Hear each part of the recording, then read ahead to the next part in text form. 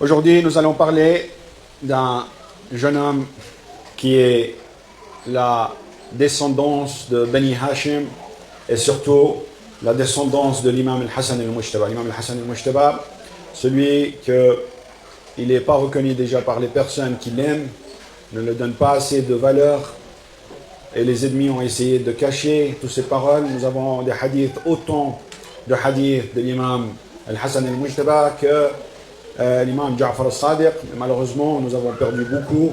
Il y en a qui se sont éparpillés. On a cité certaines au nom de notre personne par rapport à ce qui se passait entre lui et Muawiyah, et ils ont essayé d'éviter de citer son nom. Et aujourd'hui, la plus grande tristesse que l'imam al-Hassan a, c'est ce qui lui est arrivé à Al-Baqi'. Ce qu'on voit à Al-Baqi' suffit pour montrer la tristesse de l'imam al-Hassan alayhi salam. Sallallahu ala Muhammad wa ala Muhammad. Quand nous parlons de Al-Qasim, c'est le descendant de l'imam al-Hassan direct. Sa mère, c'est Ramleh. On n'a pas plus de détails sur elle, mais on nous a, selon les hadiths et selon les riwayat, que c'est une femme qui était pure. C'était une femme qui était savante, elle savait, elle avait du savoir, elle était éduquée par Zaynab alayhi salam. Et d'après les récits, c'est pas la mère de Al-Qasim seulement, il y a eu avant Al-Qasim et après Al-Qasim 2 jumeaux. Alors à vérifier si c'est. Et elle a donné beaucoup, et il y a beaucoup de récits qu'il y avait avec elle, entre elle et l'imam al-Hassan alayhi salam. Et puis, elle n'a pas duré aussi longtemps après Karbala. Elle n'a pas dépassé l'année pour qu'elle décède. Rahmatullahi alayha. Alors, pour son honneur, élevez votre voix par salat ala Muhammadin wa ali Muhammad.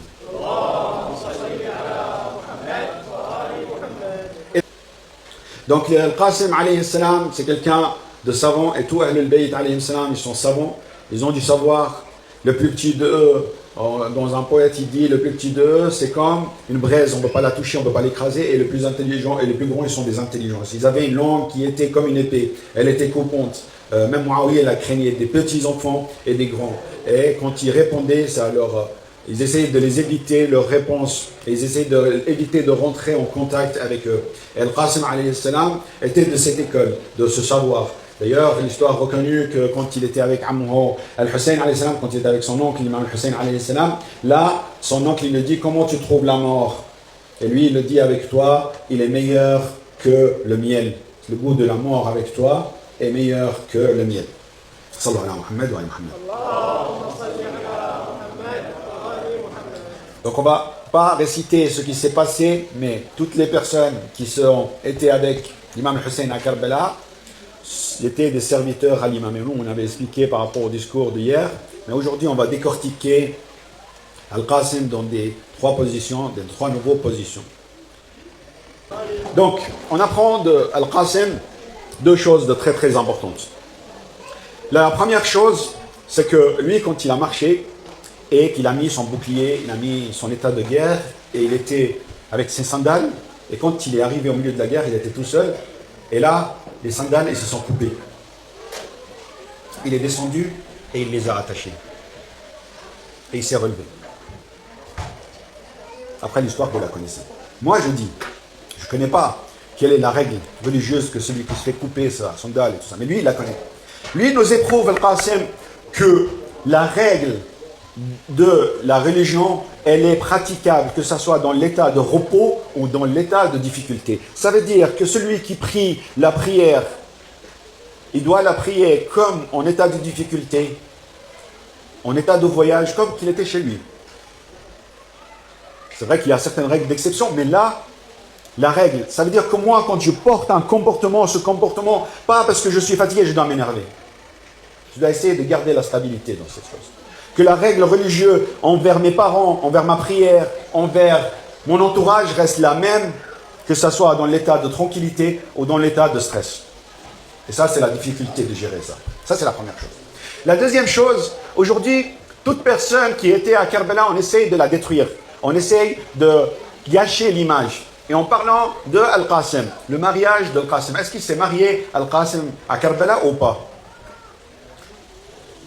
Pour rentrer en détail et pour ne pas y aller très très loin, imaginez c'est une histoire de grand-mère. C'est une histoire qui est racontée par des grands-mères. Et que le plus important de l'histoire, c'est la morale, pas l'histoire en elle-même. Quand on voit les Européens, quand on voit tout le monde raconter des histoires, Ali Baba et les 40 voleurs et tout ça, là, on ne critique pas. On ne dit pas, oui, c'est imaginable et tout ça. Nous, on prend la morale et puis c'est bon. Et quand on arrive à Karbala, tout ce qui se passe, on met des points d'interrogation.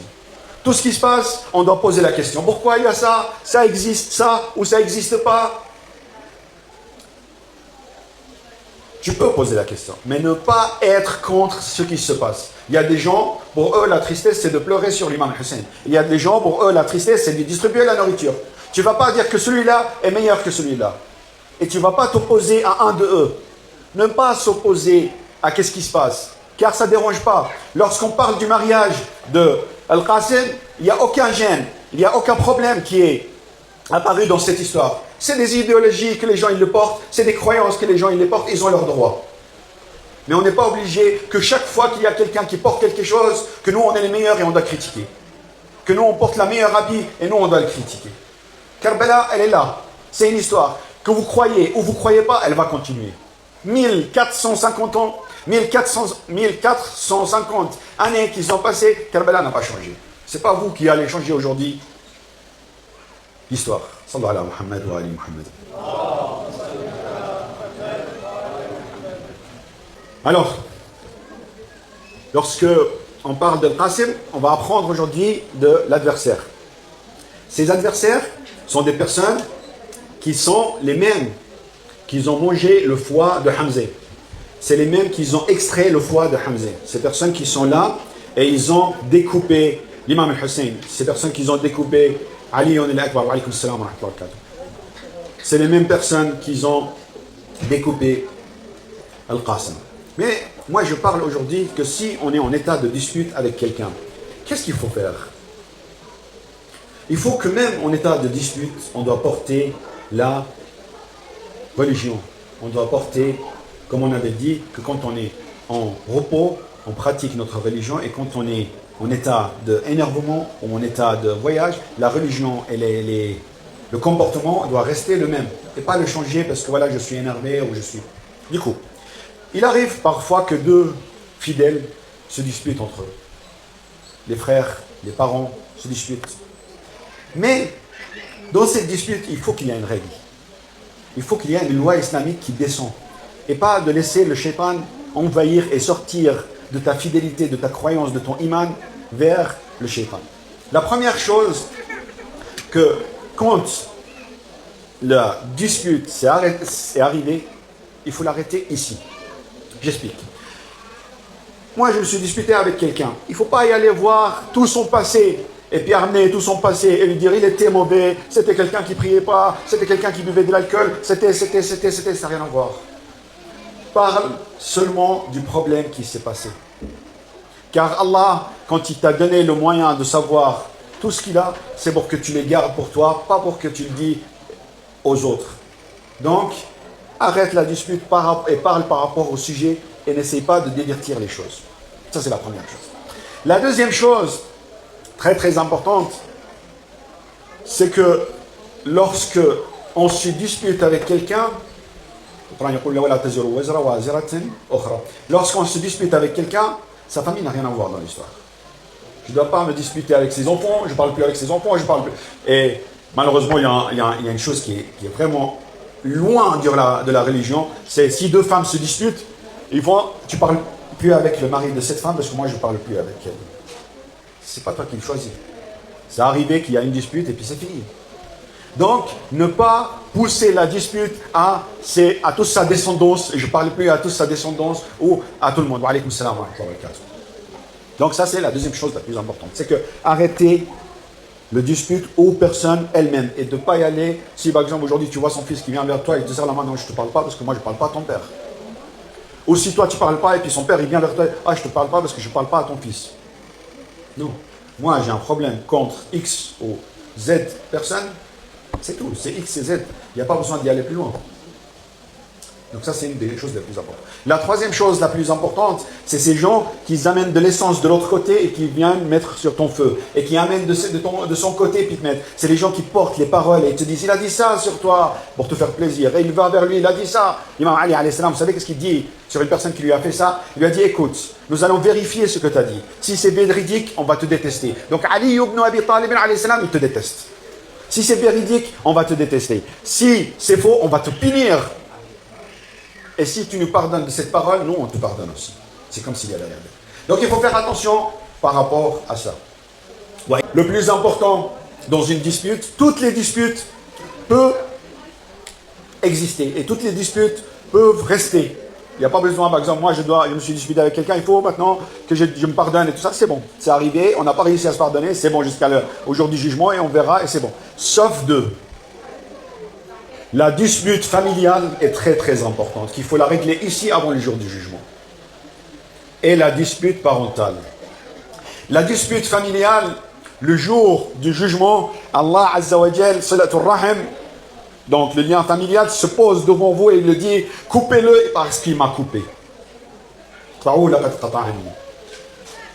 Ça, c'est très très important. Donc il faut la régler ici. Pas que quelqu'un, oui, moi, mon frère, il m'a piqué mon héritage, du coup, je ne parle pas jusqu'au jour du jugement. Non.